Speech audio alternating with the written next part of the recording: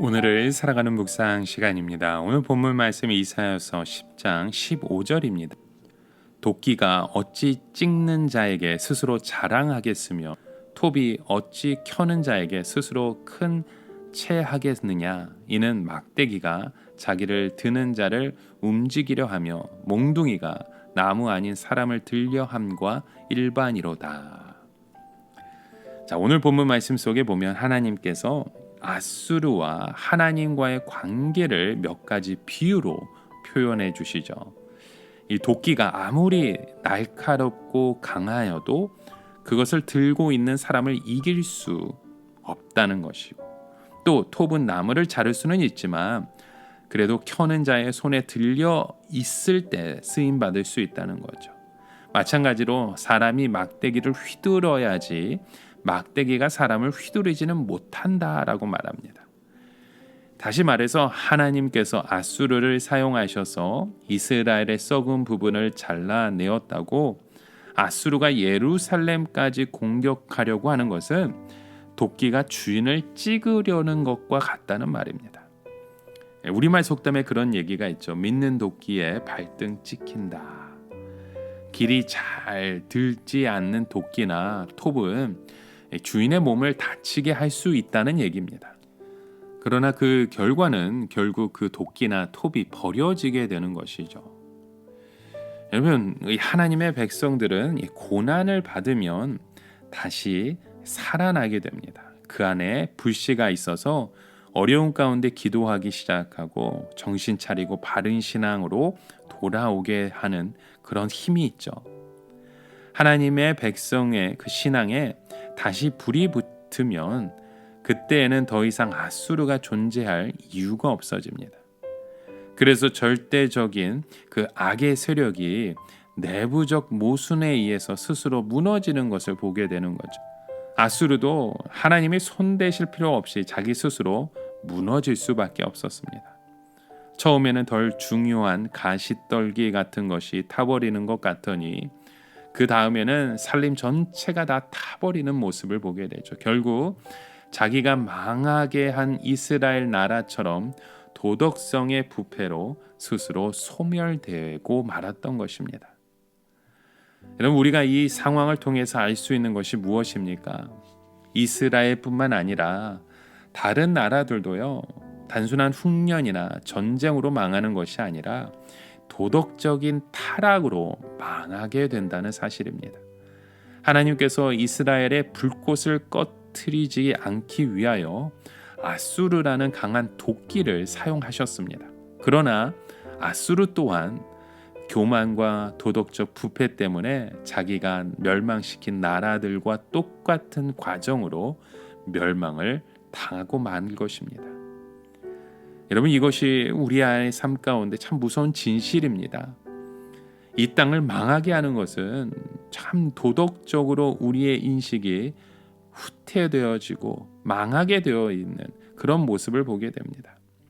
옛날에는 부끄러워서 얼굴도 들 수 없는 그런 일들이 오늘날 버젓이 법을 통해서 통과시켜가고 있잖아요. 동성애에 대한 그 것들을 통과시키고 어려서부터 그런 일들을 자연스럽게 만들어갑니다. 그것이 바로 우리의 나라를, 이 땅을 망하게 하는 도덕적인 타락입니다. 겉으로는 아무리 영화로워 보여도 밑에는 지금 멸망의 불이 타오르고 있는 것이죠. 지금까지 우리들은 이 세상에서 출세하기 위해서 이 도덕성을 생각할 여유가 없었습니다. 신자나 불신자나 막론하고 도덕성이 놀라울 정도로 타락해 있었지만 우리가 그것을 인지하지 못했었죠. 그러나 소망이 있는 것은 하나님께서 결코 교회의 불길을 꺼트리시지 않는다는 것입니다. 여러분, 교회는요, 고난을 통해서 다시 살아납니다. 그러나 세상은 한번 기울면 다시 회복되지 않습니다. 왜냐하면 진정한 도덕성의 회복은 성령의 역사로만 가능하기 때문입니다. 입으로만 떠든다고 해서 이 세상은 달라지지 않습니다. 그래서 하나님 앞에 간구해야 하는 것입니다. 더 강한 성령의 역사가 우리 사람들 마음속에 부어져서 하나님을 두려워하고 우리의 양심이 회복될 수 있도록 더욱 깨어서 기도해야 하는 것입니다. 교회와 세상은요, 별개의 것이 아닙니다. 세상이 경제적으로 어려워지게 되면 교인들의 생활도 어려워질 수밖에 없습니다.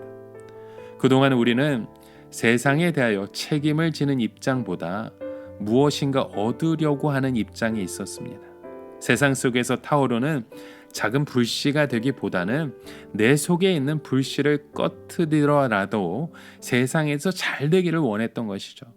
그러나 이제는 나 한 사람이 바로 살아있는 것이 정말 중요합니다. 내 영혼이 죄악의 잠을 자지 않고 진리의 등불을 밝히는 것이 세상을 진정으로 사랑하는 것입니다. 하나님은 이 모든 것의 주인 되어 주십니다. 그런데 세금 한 푼 받지 않고 우리에게 다 빌려주셨잖아요. 맡겨주셨잖아요. 하나님께서 단지 요구하시는 것은 최소한의 사랑입니다. 욕심을 절제하는 것이죠. 그렇게 하지 않고 무한정 욕심을 넓히면 어느 날 갑자기 빌려주신 모든 것을 다 회수하시고 그 책임을 물으실 것입니다. 여러분, 이 세상은 자신의 능력이 영구적일 것이라 오해하고 있습니다. 자기가 머리가 좋아서 돈을 많이 벌고 우리의 기업을 이끌어 간다고 생각하죠. 하지만 그 기업조차도 그 시간이 정해져 있습니다. 그들이 세상에서 무언가 할 수 있는 것은 그동안 하나님께서 그들을 사용하고 계시기 때문입니다. 그러면 하나님께서 그들이 정말 하나님의 종으로 잘 사용될 것을 기대하시는 것일까요? 그렇지 않습니다. 하나님께서 단지 그들에게 바라시는 것은 최소한이라도 자신의 한계를 알고 하나님을 두려워하라는 것입니다. 하나님을 두려워하지 않는 자는 스스로 망하게 되어 있습니다. 왜냐하면 스스로 절제하지 않기 때문입니다.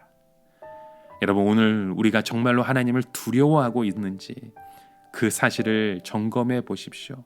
내가 정말로 절제하는 삶을 살고 있는지, 하나님 앞에 그런 믿음의 고백을 채우고 살아가고 있는지 오늘 우리의 모습을 통해 다시금 주의 마음을 품고 살아가시는 저와 여러분 되시길 주님의 이름으로 간절히 축원합니다. 함께 기도합니다.